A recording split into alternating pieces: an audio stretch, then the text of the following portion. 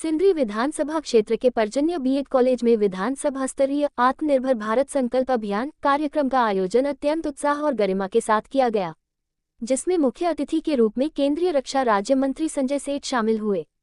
केंद्रीय रक्षा राज्य मंत्री ने आत्मनिर्भर भारत अभियान और नेक्स्ट जनरेशन जीएसटी रिफॉर्म्स के माध्यम से हर घर स्वदेशी के संकल्प को सशक्त बनाने का आह्वान किया। वहीं कार्यक्रम में मंत्री संजय सेठ ने कहा कि आत्मनिर्भर भारत सिर्फ एक नारा नहीं, बल्कि देश के हर नागरिक का संकल्प है। उन्होंने युवाओं से आह्वान किया कि वे स्वरोजगार, नवाचार और स्थानीय उत्पादों के माध्यम से देश की आर्थिक मजबूती में अपनी भूमिका निभाएं। मौके पर मंत्री ने केंद्र सरकार की विभिन्न जन कल्याणकारी योजनाओं की जानकारी दी और बताया कि प्रधानमंत्री नरेंद्र मोदी के नेतृत्व में भारत आत्मनिर्भरता की दिशा में तेजी से आगे बढ़ रहा है। पर्जन्य बीएड कॉलेज सचिव सह भाजपा नेत्री तारा देवी, ग्रामीण जिला अध्यक्ष घनश्याम ग्रोवर, जिला प्रभारी शैलेंद्र सिंह, प्रमंडलीय संयोजक भरत यादव ने भी अपने विचार रखकर कार्यकर्ताओं को मार्गदर्शन प्रदान किया। इस अवसर पर वक्ताओं ने प्रधानमंत्री नरेंद्र मोदी के आत्मनिर्भर भारत अभियान और नेक्स्ट जनरेशन जीएसटी सुधारों को जन जन तक पहुंचाने का संकल्प लिया। कार्यक्रम का संचालन जिला महामंत्री और कार्यक्रम प्रभारी मनोज मिश्रा ने किया। धन्यवाद ज्ञापन महामंत्री निताई रजवार ने किया। इस अवसर पर डॉक्टर, इंजीनियर, प्रोफेसर, शिक्षक, व्यापारी समुदाय और कार्यकर्ताओं की भारी उपस्थिति रही।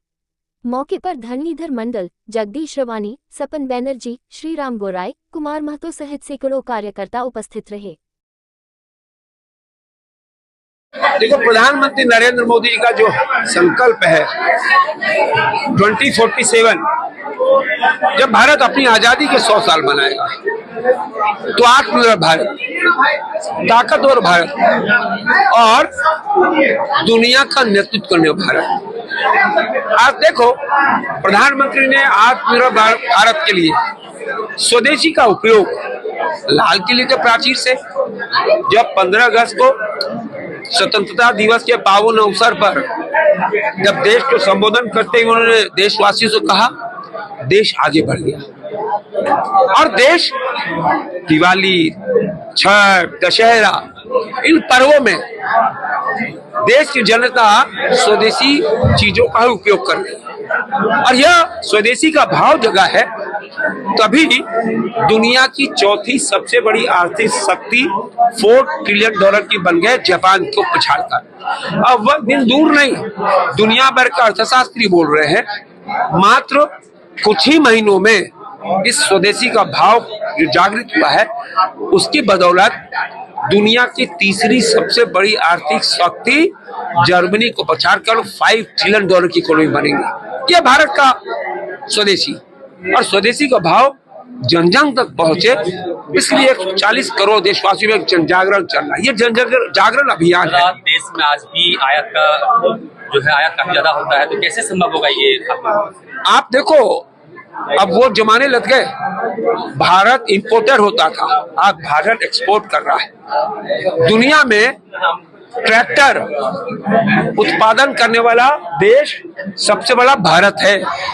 दुनिया में बस बनाने मैन्युफैक्चरिंग करने वाला कौन देश है? दुनिया में दूसरा स्थान भारत का है। दुनिया में ट्रक मैन्युफैक्चरिंग करने वाला भारत तीसरा है। दुनिया में दवाई उत्पादन करने वाला देश भारत है। दुनिया के 200 देशों को, अमेरिका जैसे देश को भी भारत दवाई एक्सपोर्ट करता है, नया भारत है। टेक्सटाइल का दुनिया में दूसरा स्थान भारत का है, ये नया भारत है। कल तक हम खिलौना 100% इंपोर्ट करते थे। आपको पता है, मैं ऑन रिकॉर्ड बोल रहा हूँ, दुनिया के 152 देश को मात्र 5 साल के अंदर दुनिया के 152 देशों को खिलौना भारत निर्यात कर रहा है। लगभग 250 गुना हम आगे बढ़ गए। ये नया भारत है। और आप तो रक्षा मंत्रालय देख लो, रक्षा मंत्रालय में 23,622 करोड़ का हम निर्यात कर रहे हैं। दुनिया के 102 देशों को रक्षा के अस्त्र शस्त्र सामग्री हम एक्सपोर्ट कर रहे हैं। नया भारत। क्या लगता है कि स्वदेशी अपनाने के बाद बेरोजगारी में कुछ कमी आएगी? अरे भाई, 6 दशक तक कांग्रेस ने गरीबी हटाओ करके 6 दशक तक इस देश में शासन किया, रूल किया, लेकिन मोदी रूल नहीं कर रहे, प्रधान सेवक है और वो गरीबी हटाओ से सत्ता पाते रहे। मोदी जी ने इन 11 सालों में 27 करोड़ लोगों को गरीबी रेखा से बाहर कर दिया है। यही तो है। संजय सेठ केंद्रीय रक्षा राज्य मंत्री, राफेल इंडिया में कब बनेगा? आपको बता दें, आप वही पे कह रहा हूँ, मैंने आप बताया ना 1,51,000 करोड़ रुपए का रक्षा का उत्पादन पिछले वर्ष हुआ है। इस बार 2 लाख करोड़ का लक्ष्य है।